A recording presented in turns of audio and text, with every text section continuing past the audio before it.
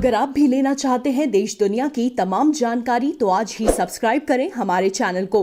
साथ ही नीचे दिए बेल आइकन को जरूर दबाएं ताकि हर अपडेट आप तक पहुंच सके। नमस्कार, मैं साक्षी न्यूज नेटवर्क और आप सभी का स्वागत है। रस्सी जल गई पर बल नहीं गया, यह कहावत अमेरिकी राष्ट्रपति डोनाल्ड ट्रंप पर फिट बैठती है। ट्रंप को अमेरिकी जनता ने राष्ट्रपति चुनाव में खारिज कर दिया, पर ट्रंप हार मानने को तैयार नहीं है। ट्रंप को यकीन ही नहीं हो रहा है कि जनता ने उन्हें गद्दी से उतार दिया है। ट्रंप को यकीन ही नहीं हो रहा है कि 4 साल तक वह दुनिया के बॉस के रूप में जिस तरह ऐश करते रहे वह दौर खत्म हो गया है। इसीलिए ट्रंप ने चुनाव में धोखाधड़ी के अपने आरोपों को फिर से दोहराया है। उन्होंने बिना किसी सबूत के कहा कि वोटिंग मशीनों में गड़बड़ी की गई थी और चुनाव धोखे से जीता गया। ट्रंप ने महत्वपूर्ण राज्यों में मतगणना की वैधता पर बार बार सवाल उठाए हैं। रविवार सुबह ट्रंप ने कई ट्वीट किए। इसमें उन्होंने कहा, हमारा मानना है कि वे लोग चोर हैं, मशीनों में गड़बड़ी की गई, चुनाव में धोखाधड़ी हुई। ट्रंप ने अभी हार नहीं मानी है और उनका कहना है कि आधिकारिक रूप से प्रमाणित मतगणना की घोषणा अभी तक नहीं की गई है। इस बीच ट्रंप के दामाद तथा उनके वरिष्ठ सलाहकार जेरेड कुशनर ने चुनाव में डेमोक्रेटिक पार्टी के नेता जो बाइडेन से करीबी मुकाबले में मिली हार को स्वीकार करने के सिलसिले में ट्रंप से बातचीत की है। ट्रंप ने इससे पहले एक बयान में कहा था कि बाइडेन जल्दबाजी में गलत तरीके से खुद को विजेता बता रहे हैं और चुनावी दौड़ अभी खत्म नहीं हुई है। ट्रंप के उस बयान के बाद कुशनर ने उनसे मुलाकात की है।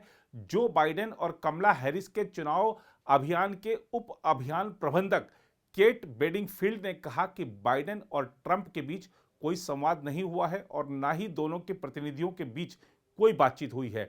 सीएनएन ने इस बीच 2 अज्ञात सूत्रों के हवाले से कहा है कि कुशनर ने हार स्वीकार करने के बारे में अपने ससुर ट्रंप से संपर्क किया है। एसोसिएटेड प्रेस ने भी खबर दी कि कुशनर ने राष्ट्रपति से चुनाव नतीजों को स्वीकार करने का अनुरोध किया है। फॉक्स न्यूज ने 2 सूत्रों के हवाले से कहा कि अगर ट्रंप का चुनाव अभियान बताए जा रहे नतीजों को बदलने में नाकाम रहता है तो वह हार स्वीकार कर लेंगे और सत्ता का शांतिपूर्ण हस्तांतरण करेंगे।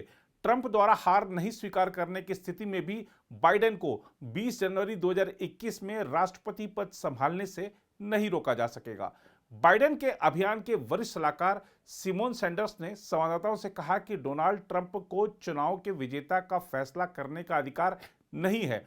वॉइस ऑफ अमेरिका ने सैंडर्स के हवाले से कहा है, लोग फैसला करते हैं, देश के मतदाता फैसला करते हैं। मतदाताओं ने अपनी पसंद बहुत स्पष्ट कर दी है। ट्रंप ने एक बयान में कहा था, जब तक अमेरिकी जनता के वोटों की ईमानदारी से गिनती नहीं हो जाती तब तक मैं हार नहीं मानूंगा। वे इसके हकदार हैं और यह लोकतंत्र का तकाजा है। उन्होंने कहा था कि वह सोमवार से कानूनी लड़ाई भी शुरू करेंगे। उधर उपराष्ट्रपति पद के लिए कमला हैरिस की ऐतिहासिक चुनावी जीत के साथ उनके पति डगलस एमहॉफ ने भी इतिहास रच दिया है, क्योंकि वह पहले दूसरे जेंटलमैन बनेंगे। वह अमेरिका की पहली महिला उपराष्ट्रपति के पति हैं। अमेरिका के राष्ट्रपति की पत्नी को फर्स्ट लेडी के नाम से संबोधित किया जाता है, जबकि उपराष्ट्रपति की पत्नी को सेकंड लेडी कहा जाता है। अमेरिका के इतिहास में पहले कभी भी महिला राष्ट्रपति या उपराष्ट्रपति नहीं रही, इसीलिए औपचारिक title second gentleman, second husband निर्वाचित नेता के पहले पति को दिया जाएगा।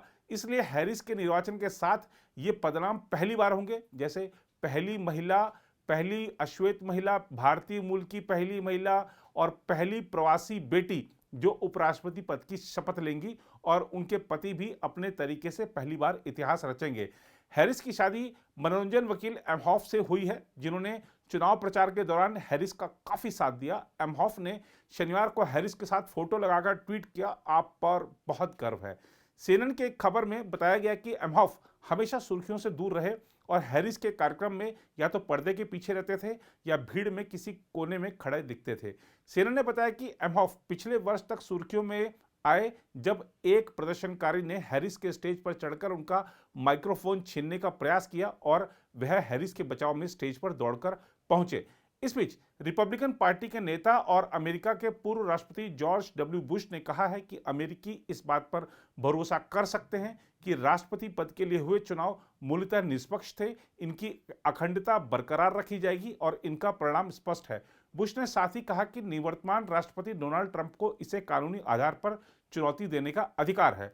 उधर अमेरिका में चुनाव परिणाम आने के एक दिन बाद नवनिर्वाचित राष्ट्रपति जो बाइडेन रविवार की प्रार्थना के लिए गिरजाघर गए, जबकि अमेरिकी राष्ट्रपति डोनाल्ड ट्रंप वर्जीनिया में स्थित गोल्फ कोर्स पहुंचे।